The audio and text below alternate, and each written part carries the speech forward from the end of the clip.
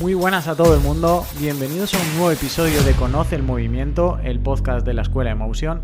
Soy Germán Monge y esto arranca ya. Burnout sería la lesión del estrés. Prográmate 3 alarmas. ¿Vale? O sea, prográmate 3 alarmas al día y te paras. O sea, cuando suena el reloj te paras y te escuchas. ¿Qué te están dando las redes sociales que no consigues encajar con todo lo que tú tienes alrededor? Hoy tenemos el placer de contar con nosotros con Carolina Martín, psicóloga especializada en desarrollo personal y profesional, y con ella sacamos a la palestra un tema que teníamos muchas ganas de tocar, la salud mental. Pero antes de empezar con esta entrevista, Carolina, si te parece, cuéntanos a qué te dedicas en tu día a día y, bueno, a qué te dedicas y dónde estás focalizada en tu día a día. Muy bien, pues muchísimas gracias. Bueno, pues mi nombre es Carolina Martín de Corpas. De Corpas es mi apellido y mi marca.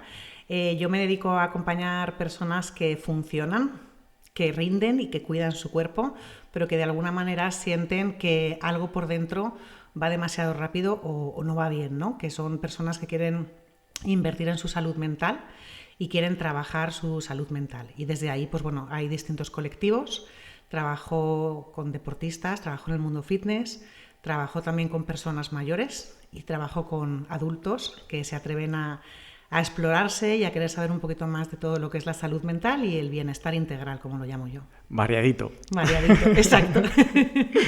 Vale, Carolina, vamos a romper un poquito el hielo y antes de entrar en la entrevista como tal, sí que me gustaría que nos comentases cuál es el perfil de la persona tipo que te llega a consulta, qué es lo que más te repiten en esa primera consulta cuando vienen a hablar contigo. Pues mira, es bastante común cuando recibo a una persona por primera vez.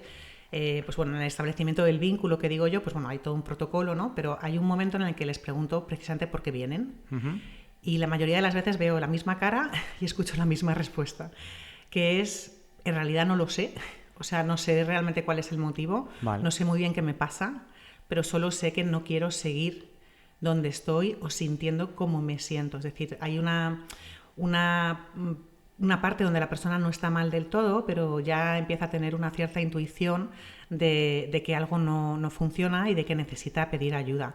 Es una sensación muchas veces que me dicen como de ir cumpliendo, como de ir en modo automático, pero no estar llenos, no tener a lo mejor esa dirección o no saber, estar un poco perdidos. Y eso para mí ya es una señal, ¿no? O sea, el hecho de que ya vengan con cierta consciencia, pues ayuda a que se dejen ayudar. Claro, de hecho, quiero ir un poco por ahí antes de empezar, porque hay mucha gente que tiene muchas barreras, ¿no? Para ir al psicólogo. Uh-huh. Y de hecho yo creo que hay un lema que está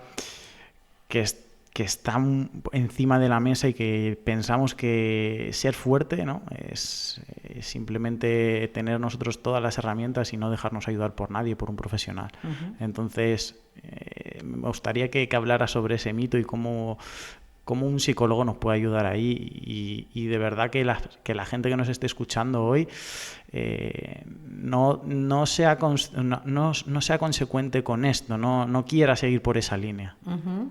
Sí, la verdad que bueno, esto que estás diciendo es cierto que está transformándose, estamos mutando en ese sentido, ¿no? De la parte de la estigmatización, de pues eso, de ir al psicólogo, de pedir ayuda, de ser fuerte. También es cierto, yo observo diferencias entre hombres y mujeres, eso también tengo que mencionarlo. Te lo voy a preguntar por ahí sí, después. Sí, los hombres están un poco más invalidados, bueno, pues por una cuestión cultural y educativa, pero en general la salud mental no va de arreglar lo que está roto, ¿no? Va de escucharse, de entenderse, de saber cuándo puedes, cuándo no puedes, cuándo necesitas esa ayuda. Entonces, igual que cuando entrenamos nos sentimos fuertes y sentimos nuestros progresos y para recuperarnos de una lesión pues tenemos que descansar, pues también a nivel de mente debemos tener ese enfoque, ¿no? O sea, hay que conocerse, hay que dejar espacios de reflexión y de recomponer y bueno, pues todo lo que es la validación emocional, el poder estar bajos un día, eso también entra dentro de lo que es ir al psicólogo y de lo que son las herramientas que puedes aprender en terapia. Yo La verdad que eso que has dicho me resulta familiar y muchas veces le explicaba a la persona que el hecho de acudir a terapia casi que es más de valientes que de débiles, ¿no? Unido a esa parte de ser fuerte o ser duro, ¿no? Porque al final esto es como el metal. El metal cuando vienen dadas se parte, no se flexibiliza, ¿no? Y yo creo que en el plano psicológico lo que necesitamos es poder bailar un poquito más el agua de la vida, o sea, de eso que nos viene. Nadie nos ha avisado de que todo va a ser una línea recta, tenemos curvas, subidas y bajadas, y entenderlo así, entender como que pedir ayuda es casi una virtud, te diría, creo que hace que la persona pueda avanzar y descubrirse, que creo que hasta el final de la vida no paramos en conocernos aún más. Hay una parte que has comentado antes, que has dicho algo así como no solamente tenemos que ir a terapia cuando algo está roto, ¿no? Y creo que eso es importante y está bien que pongamos el punto y lo resaltemos. Es decir, que no solamente debemos de ir al psicólogo cuando estemos mal. De hecho, pienso que es una herramienta que deberíamos utilizar todos. Antes de entrar más en materia, sí que quiero que nos hables de que para ti, ¿qué es la salud mental? ¿Cómo podrías definir salud mental? Pues, a ver, es una pregunta amplia que para darlo en un statement, mi reflexión es que para mí la salud mental es la calidad de la relación que tienes contigo mismo. Es decir, cómo te hablas, cómo te tratas, cuando fallas, qué haces, cómo te recuperas, ¿no? Eres tu propia brújula y tu propio termómetro, como he comentado anteriormente. Debes sostenerte y ser responsable de ti mismo para poder ser responsable con otros. Entonces, para mí, la salud mental integra eso, una parte de conciencia, una parte de aceptación, ¿no? Tanto de bondades como miserias, por llamarlo de alguna manera, y es como una caja de herramientas, ¿no? Tienes que saber lo que tienes que utilizar para poner el clavo. No coges un taladro, ¿no? O sea, tienes que saber cuál es el martillo o cuál es la herramienta correcta que te hace falta a ti. Me ha gustado la definición. Me ha gustado mucho. Nosotros, al final, el público que nos escucha, el 90% son entrenadores, si no son fisios, si no son nutris. Es decir, es gente, o si no es población, que está muy relacionada con el deporte. Nosotros, la salud o la forma física, tenemos marcadores para medirla. Puede ser el porcentaje de grasa, puede ser el colesterol en cuanto a la salud, puede ser cuánto tiempo hacemos un kilómetro para medir ciertas capacidades aeróbicas.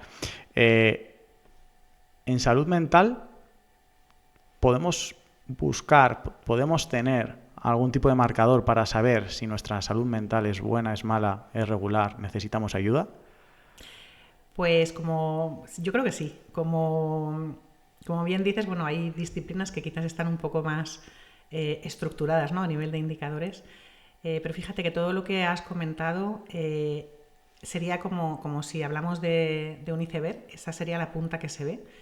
Y para mí los indicadores a nivel de que algo no va bien sería esa tensión muscular, o sea, aceptar que tener una espalda que duele es normal, que no comer bien es normal, que no dormir las horas, no dormir sino descansar, ¿no? Ese descanso que necesitamos es normal, que no tener tiempo incluso para vida social o relaciones es normal, ¿no? Todo eso son luces o avisos o red flags que cuando durante mucho tiempo estamos viviendo, digo yo, la vida de otros, ¿no? O la que nos marcan otros, ahí es donde podemos estar sin darnos cuenta teniendo un impacto en esa salud mental, porque como comentaba antes, ¿no? Se trata de recargarnos y para eso hay que acelerar y frenar y saber cuál es la velocidad correcta. Entonces, hay una serie de preguntas tipo screening como vosotros hacéis, que es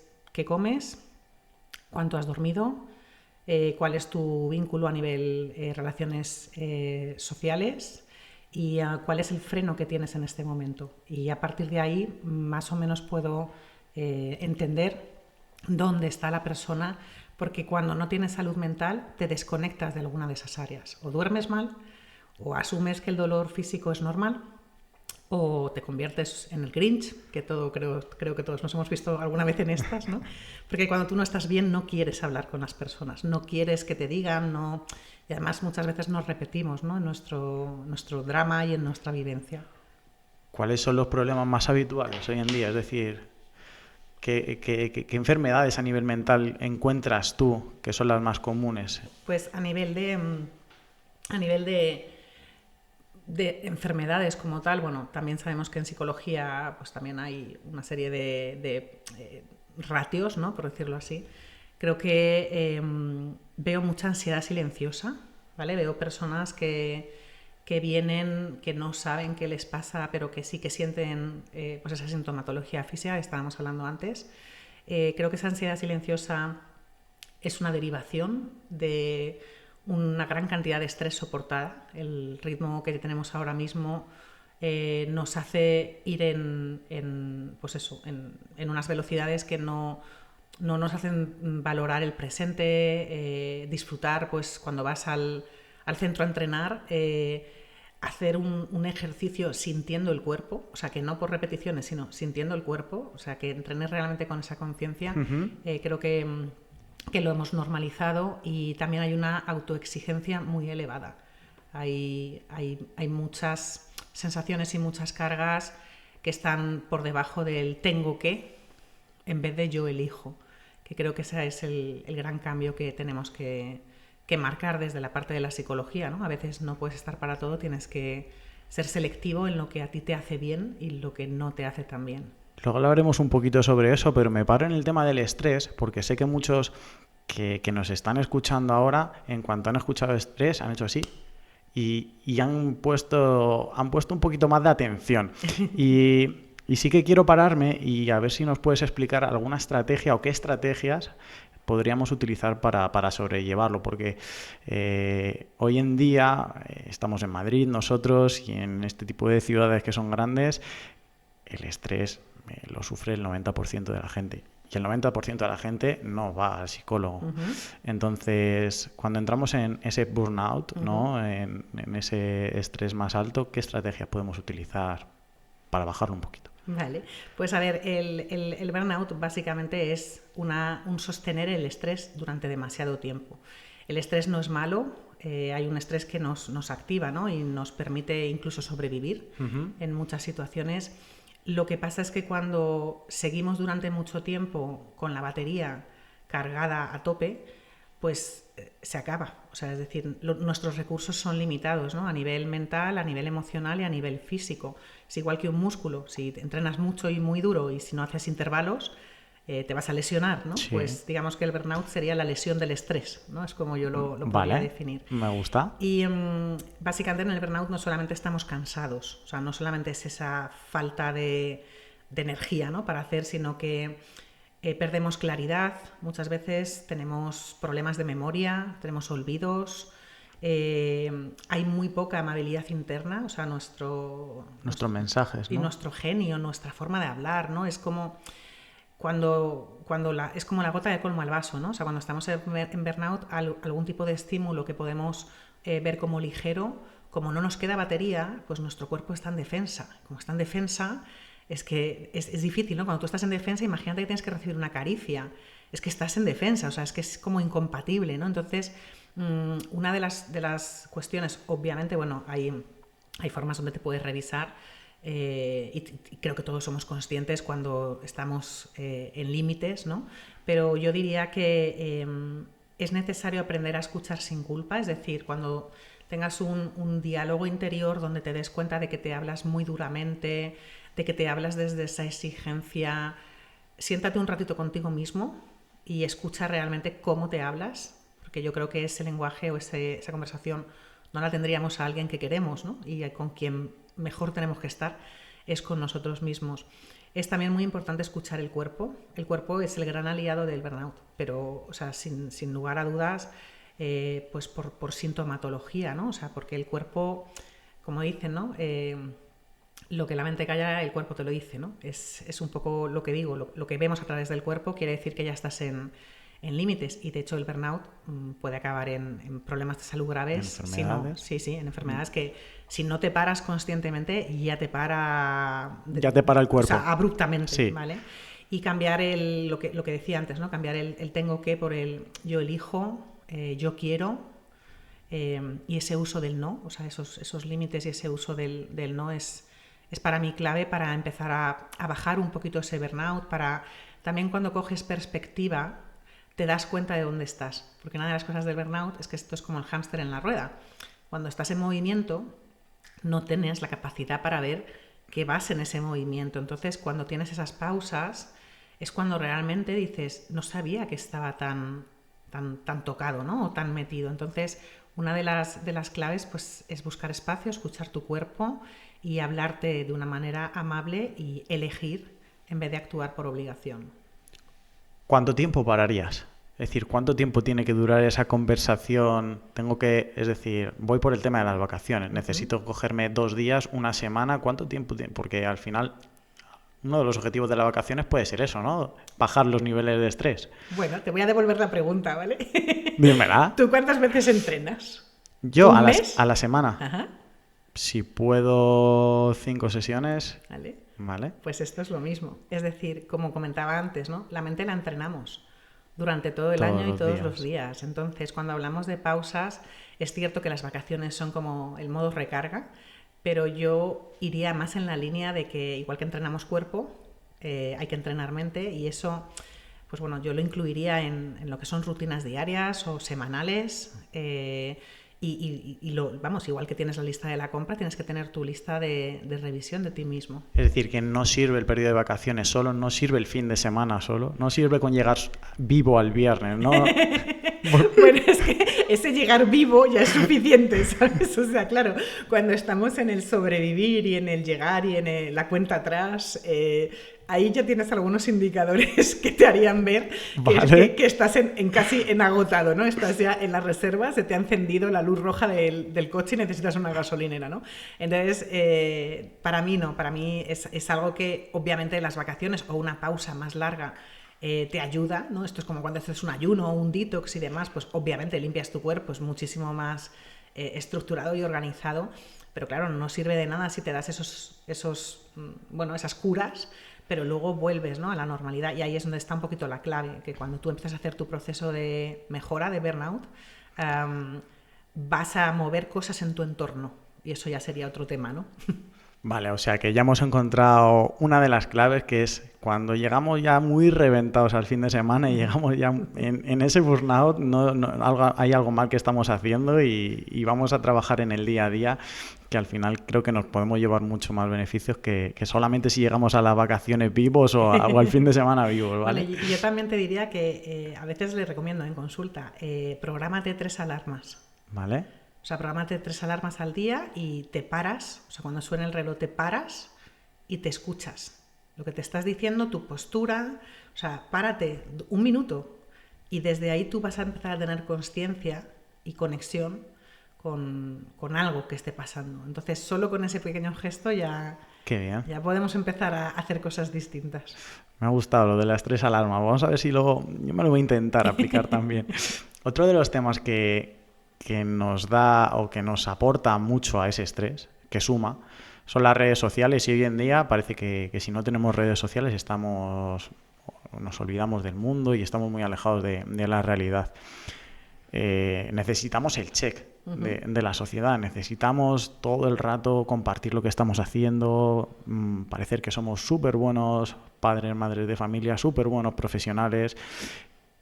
Probablemente la realidad no sea así. Entonces, ¿qué estrategias nos aconsejas tomar para relacionarnos con esas redes sociales? ¿Nos aconsejas quitarlas 100%? ¿O cómo podemos sobrellevarlas para no estar todo el rato enganchados y para que no sume a ese estrés? Claro. A ver, las redes realmente no son el problema.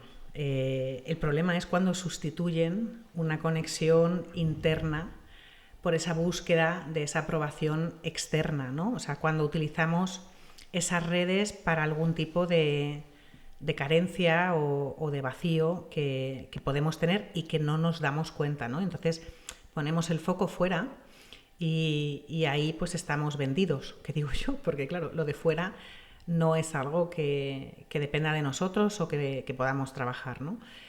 Cuando miramos hacia afuera para saber si estamos bien, es cuando entra el problema. Entonces, igual que tenemos tiempos acotados para comer, ver la televisión, leer un libro, yo diría que en tema de redes sociales se puede dosificar el tiempo, ¿no? También hay una sintomatología que aquí cada uno que haga su propia reflexión, y es muchas veces cuando utilizamos las redes sociales, sobre todo pues móviles y demás, a mí me gusta mucho cuando voy a restaurantes o a terrazas, ver un poco cómo se mueve, ¿no?, todo el mundo. Entonces es fácil ver una comida entera con 2 personas en el móvil, Sí. Y entre ellas no se comunican, ¿no? Entonces, ¿qué te están dando las redes sociales que no consigues encajar con todo lo que tú tienes alrededor, ¿no? O sea, ¿qué está pasando? Déjate el móvil en casa cuando salgas a comer. Déjate los gadgets que tengas que te obligan a esa conexión digital y estate presente con lo que haya, desde ver un agujero en la calle cuando vas caminando, hasta un evento social, y date consciencia desde ahí, porque si tú te escuchas que te falta algo, entonces tienes un tema de dependencia respecto a las redes sociales y respecto a esa conexión emocional. Entonces, limitaría los tiempos, sin duda, lo utilizaría de una manera consciente, y también me daría cuenta de qué me pasa a mí cuando no estoy en las redes sociales, porque ahí es donde aparece algo que, bueno, a mí me gusta decir que hay una falta de autoestima, y la falta de autoestima muchas veces es un reflejo de una gran pereza con uno mismo, porque no trabajas en ti. Entonces, cuando te das cuenta de que te hace falta esa aprobación externa, que además muchas veces ni siquiera sabes ni quién te la da, tienes que empezar a ver si es que tus píldoras de pereza han aumentado y tienes que revisar tu autoestima. Y es que me pasa mucho, y esto lo veo también, que la gente, por ejemplo, cada vez tiene más dificultades de ver una peli entera sin ver el móvil, ver una serie sin ver el móvil, y sobre todo hablo de la población más joven, ¿no? Entonces, esto imagino que tú también lo habrás tratado. ¿Qué pasa con estas nuevas generaciones que ya vienen con el móvil en la mano? ¿Cómo les podemos educar a ellos? Si es que ya han nacido con un móvil en la mano y, vamos, necesitan el móvil para absolutamente todo. Entonces, su prioridad son otra. Bueno, no es que sea otra, es que su prioridad no la hemos definido correctamente. Sobre todo porque nosotros, como figuras de referencia para ese tipo de población, deberíamos ser los primeros que deberíamos dar ese cariño, dar ese apego, dar esa validación, tanto de errores como de aciertos, ¿no? Pero lo veo en consulta, veo gente joven que tiene que buscar un trabajo y se te quedan mirando con cara muy sorprendida porque tienes que ir a enviar un currículum. O sea, llama, ya, pero es que no contestan, pues vuelve a llamar. Entonces, a veces es más bien la guía que necesitan de una figura adulta o de una figura de referencia que les permita esa seguridad de que hagan bien o hagan mal, son personas y son personas queridas, ¿no? Y son personas que todos también hemos cometido errores. Lo que ocurre es que muchas veces la tecnología, y aquí sí que hay un punto a vigilar, la tecnología nunca te regaña. No sé si os ha pasado, pero nunca te regaña. Entonces, claro, engancha porque no recibes esa mala respuesta, porque no te dice que mal. De hecho, si vemos el tema de redes sociales, y entrando ahora mismo en el tema de inteligencia artificial, es que nunca te dice que lo haces mal. Entonces, claro, lo que buscas cuando interactúas con un ser humano es lo mismo. O sea, los adolescentes, si ves la relación que tienen con las tecnologías... ¿Por eso los niveles de frustración que cada vez son más altos? Claro, porque hablan con una máquina e interactúan con un ser humano. Entonces, hay que dotarles de normalización, de aceptar noes, de no tener una recompensa inmediata, pues bueno, de lo que es el espacio, la paciencia, o sea, muchísimas cosas que, un poco parecido a lo que decía antes, el burnout viene de ahí. Al final todos vamos tan ocupados que tengo entretenido a mi hijo, a mi hija o a los adolescentes, pero entretener no es educar, no es dotar de recursos, es hacer que el tiempo pase, y eso no lo puedes convertir en algo de tu vida normal. Eso tiene que ser accidental o de vez en cuando. Pero Claro, es que como nos vamos los mayores... eso lo vemos día a día. Correcto. Estamos en una comida. La situación que tú antes has descrito que estamos en una comida y el niño o la niña, ¿qué hace? No está entretenido, le doy el móvil, problema que me quito de en medio. Claro, y en esa comida no escucha la conversación de los adultos, no entra, no ve las caras con las que hablamos, o sea, se pierde mucha estimulación, pues eso, emocional, porque estás detrás de una pantalla. Y vuelvo a decir, es que la pantalla ni siente, ni me hace, ni está fría, ni está caliente, ni te da abrazos, ni te da besos, y esa es un poco la carencia que hay en la población más joven. Entonces, vamos a llevarlo al otro lado. Vamos a intentar quitar esas pantallas y vamos a darle clases de atletismo, vamos a darles clases de natación, vamos a apuntarles a tenis. ¿Por qué? Porque ¿qué nos aporta el deporte? ¿Qué nos aporta el deporte en esta salud mental? Bueno, el deporte aporta muchísimas cosas. Primero, los valores. O sea, los valores a nivel de... Los valores es la manera en la que nosotros vemos el mundo, ¿no? Entonces, el deporte te aporta muchos valores, te aporta disciplina también, o sea, la constancia, ¿no? La responsabilidad más que la obligación, ¿no? El querer ir, te aporta diversión, porque también te lo pasas bien. Interactúas con otras personas, tienes castigos y tienes premios, o sea, tienes también un poco ese binomio. También tienes tristeza, tienes rabia, te enfadas, o sea, es que el deporte te puede llevar por todas las emociones que conocemos de una manera aceptable, ¿no? Y al final las emociones hay que saber qué te hacen a ti, o sea, no se trata de no tenerlas, se trata de saber cuándo te llegan, tú qué haces ahí, ¿no? Pues en el deporte se trabaja mucho con el rendimiento, pues con la frustración, pues con todo lo que es la parte mental, tiene un papel fundamental en los logros, ¿no? Y si no hay logros, que simplemente practicas por una cuestión de salud, después de hacer deporte es imposible que estés enfadado, es muy difícil. O sea, la química del cuerpo, o sea, yo tengo un mal día o veo que no arranco, que también me pasa, porque soy la primera también que me tengo que mirar, y digo, mira, ¿sabes qué? O sea, llevo siempre zapatillas y mallas en el coche, me pongo lo que sea, donde sea, hasta en un parking, y salgo aunque sea a caminar o a correr 10 minutos. Y de verdad que te cambia el estado de ánimo. Bueno, depende también, ¿no? Porque el deporte de competición sí que te hace que te cabrees. Si pierdes y terminas, estás cabreado. Sí, bueno, obviamente, una cosa es que estés... Hasta en un partido de pádel con los amigos. Ya te lo digo yo por experiencia. Bueno, eso que comentas también me queda muy cercano, ¿eh? También me queda muy cercano. Y yo siempre digo, bueno, escúchame, si te enfadas por esto, ¿qué te están diciendo de ti? O sea, ¿qué es lo que no puedes soportar? ¿Qué es lo que, o sea, que no lo has conseguido esta vez, que tú pensabas que eras el mejor y que no lo habías logrado, que el entrenamiento que has hecho te lo has jugado en un partido de 1 hora y no has salido como tú querías? O sea, estamos hablando de tolerancia también. O sea, es bueno. O sea, lo importante es que la emoción aflore, no que la bloquees y que la ignores. Entonces, no es agradable, o sea, no estamos diciendo que todas las emociones sean agradables, pero sí es importante, pues eso, cuando tú pierdes en un partido, en este caso un partido de pádel, y tienes compañeros y tienes gente que te puede dar feedback y puedes aprender y decir, bueno, pues en la próxima, o sea, el asunto no es caerte, ¿no? El asunto es levantarte. Y desde ahí es desde donde el deporte te da muchísimos escenarios de superación individual. O sea, que la competitividad está bien, ¿no? Sí, la competitividad primero tiene que ser contigo mismo.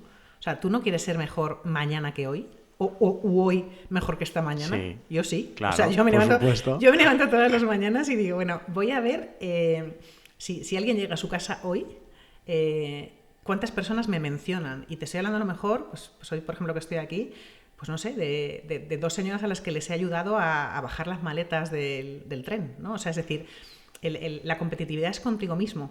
Y contigo mismo durante el día y contigo mismo comparado con ayer. Entonces, claro, debes llevarla. Si no, serías una ameba. ¿Qué pasa en nuestro cerebro, en nuestro sistema nervioso? Es decir, nosotros al final somos un cuerpo que nos mueven las hormonas, ¿no? ¿Por qué? ¿Qué ocurre? ¿Qué hormonas están participando de mi estado de ánimo? ¿Por qué hay veces que estoy alegre? ¿Por qué las redes sociales me hacen estar bien durante un momento dado, un momento muy corto de tiempo. ¿Por qué el deporte me hace estar bien cuando lo practico en el durante y en el después? ¿Qué ocurre? Bueno, hay una parte que es la neurobiología, ¿no? O sea, hay canales, no sé si habéis podido leer algo, pero yo recuerdo que era una de las asignaturas que más me gustaba en la carrera y realmente, o sea, la neurobiología es una autopista química que tenemos en nuestro cerebro. Entonces, tenemos hormonas que sabemos que están vinculadas al placer y al estar bien. Tenemos también pues, hormonas como el cortisol, que sabemos que son disparadoras de, pues eso, de un sistema de protección. Entonces, en función de lo que hacemos, al cuerpo le mandamos señales, o sea, internamente, y el pensamiento también va desde ahí, ¿no? O sea, si tú te hablas amablemente, lo que decíamos antes, tu diálogo interior, cuanto más positivo sea, más fácil va a ser que tus circuitos sean aquellos de placer, de disfrute y de poder y de verte capaz, ¿no? Si tú te hablas desde el castigo y desde la obligación y desde la autoexigencia, seguramente que lo que tu cuerpo genere sea alerta, porque tú mismo estás teniendo un diálogo y una conversación. Entonces, desde lo que haces, sea deporte, incluso la parte de la corporalidad también te ayuda en tu liberación de hormonas. Obviamente sin patologías estamos hablando aquí, pero sí, dormir bien también tenemos una calidad que también está marcada por los pensamientos que tenemos justo antes de acostarnos, y justo antes al levantarnos muchas veces va a marcar nuestro día aquello que pensemos, porque ya le estamos dando la orden al cerebro de lo que necesitamos ese día para afrontarlo. Lo de la corporabilidad va por la postura, ¿no? Quiero decir, ese estrés muscular que antes me decías y el demás. movimiento. La corporalidad es, uno, la consciencia del cuerpo, como estoy ahora mismo, y dos, el movimiento. O sea, la mente también se mueve cuando el cuerpo se mueve. Hay muchas veces que necesitamos ventilar, o sea, realmente si el pensamiento lo tienes estanco, esta parte de la rumiación, ¿no? De las preocupaciones y demás, no sé, ponte a hacer un ejercicio de fuerza, ya verás cómo lo paras, ¿no? Y es desde la corporalidad hasta el ejercicio y el movimiento del cuerpo. También aconsejas, ahora te preguntaré por hábitos y algún consejo sencillito para mejorar en nuestra salud mental, pero aconsejas en periodos de 8 horas de trabajo de sentado delante de un ordenador y demás, el hecho de hacer pequeñas paradas cada media hora, cada hora, hacerme 10 sentadillas, subir y bajar escaleras. Lo considero muy correcto y de hecho creo recordar, no sé la edad de las personas que nos están escuchando, pero yo cuando estudiaba yo aplicaba la técnica Pomodoro. Son 20 minutos estudias y después tienes que parar, ¿no? Entonces, eso lo puedes aplicar también en tu vida normal, en tus tareas de concentración y en tu día a día. Yo me levantaría, haría ejercicio y además de hacer ejercicio Pequeños me hidrataría. snacks de movimiento. Sí, correcto. Y me hidrataría también, o sea, beber agua también se nos olvida. Muchas veces esa sensación de tener la boca seca, pues mira, tampoco es normal, ¿vale? Entonces sí, yo propongo esos snacks y esa parada y, pues bueno, tampoco gran deporte, pero sí algo de movimiento. Hay un último melón que te quiero sacar a la palestra antes de darte libertad. De mi salud mental, ¿no? Exacto, antes de no entrar en ese burnout, que es el tema de las relaciones, ¿vale?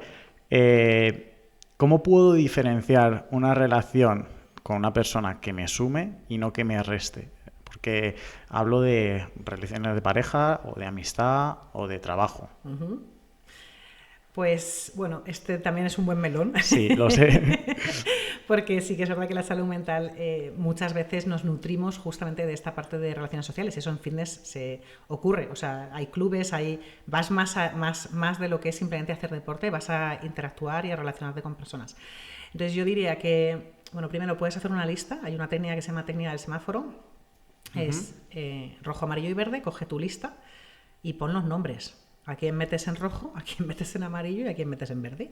Entonces, en función del color que le das a cada persona, puedes controlar el tiempo en el que tú estás expuesto a esa persona, ¿vale? Eso es una técnica un poco más de un té el sábado y hacer este ejercicio de revisión.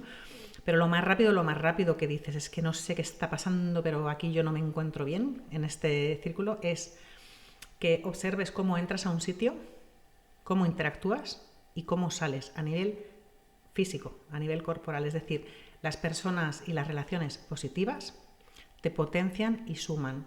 Una relación positiva nunca te va a drenar energía, nunca te vas a tener que estar en alerta, no vas a tener que estar vigilándote, vas a poder ser tú. Entonces, cuando tengas dudas, piensa cómo he entrado yo aquí y cómo me marcho. Porque esas interacciones que has tenido y esas relaciones que has tenido, si no sales con esa fuerza y con esa descarga o con esa normalidad, deberías plantearte congelarlas o eliminarlas. Pues me parecen dos estrategias brutales, la verdad. Yo no había caído no lo había escuchado. Puede ser que tampoco esté yo muy familiarizado con este tema, pero me parece algo que es fácil que todo el mundo lo hagamos, que pensemos, oye, seguramente que cuando entremos a un centro de entrenamiento salimos súper bien y por lo tanto creo que ahí es una bandera verde, ¿no? Es una luz verde en toda regla. Vale, Carolina, pues vamos a ir terminando. Pero para terminar te voy a hacer la última, y es que quiero que me des 3 acciones sencillas para hacer en nuestro día a día o semanalmente que nos ayuden a mejorar nuestra salud mental. Bueno, pues esto va de hábitos, ¿no? Entonces, los hábitos hay que hacerlos fáciles, ¿vale? Hay que además introducirlos dentro de algo que ya hagamos. Es decir, todo esto que te puedo compartir ahora, piensa en tu cadena de acciones en el día y di, bueno, pues esto lo voy a hacer antes de desayunar, esto antes de meterme en la ducha y esto cuando coja el coche, ¿no? Vale. Eso para que realmente sea algo práctico y pragmático. Y yo propondría ese momento de pausa, lo que hemos comentado antes, ese momento de pausa consciente, aunque sean 2 minutos, pon el timer, que nada te interrumpa esos 2 minutos que son tuyos y de verdad el mundo va a seguir girando, ¿vale? O sea, que no haya miedo, que no haya temor. Pero bueno, haz esa pausa consciente, mueve el cuerpo, escuchándolo, no forzándolo, sino caminando, o sea, sé consciente de cómo plantas el pie, de cómo llevas colgado el bolso, de cómo te sientas, te dejas caer en la silla o no. O sea, utiliza un momento para mover ese cuerpo y darte cuenta de cómo lo estás moviendo. Y por último, elige una conversación honesta a la semana. ¿Contigo mismo? Contigo mismo, con una persona importante para ti, con una relación que realmente valores y nútrete desde ahí, en esas cuestiones diarias. Si no las puedes hacer diariamente, por ejemplo, las conversaciones, a veces no tenemos ese tiempo para poder darle la importancia que tiene, apúntalas, escríbelas en un diario. A veces conversar no es verbalizar, es sacar y escribir, ¿no? Y es como en Pilates, que se hacen ejercicios adaptados, ¿no? Sí. Yo que tampoco no soy maestra en eso, pero bueno, sí he sido alumna y sí que he visto pues como a veces me han tenido que adaptar ejercicios, ¿no? Pues estas 3 cuestiones, ajustalas como mejor te sientas, pero empieza a practicarlas para darte cuenta de cosas que están sucediendo seguramente en ti y que las tenemos desatendidas. Pues yo creo que con estos 3 consejos, con estos 3 hábitos, ganaríamos mucho. Así que, bueno, Carolina, solamente me queda darte las gracias por venir hasta aquí, por guardarnos este ratito, por aportarnos tanto. La verdad que yo he aprendido un montón. Voy a intentar aplicar muchas de las cosas, si no todas, porque me voy a escuchar el podcast otra vez solamente para saber qué hábitos y qué cosas puedo aplicar en mi día a día y mejorar en mi salud mental. Y nada, lo dicho, muchísimas gracias por venir. Muchísimas gracias a vosotros y bueno, recordad eso, que la salud mental se cultiva, no se pierde, no se gana, simplemente se cultiva. Muchísimas gracias. Qué buena frase para terminar el podcast. Nada más, referirme a todos los que nos estáis escuchando, de los que nos habéis escuchado. Como siempre os decimos, esperamos haberos aportado algo en este caso, no tengo ninguna duda. Muchas gracias a todos. Chao, chao, un saludo.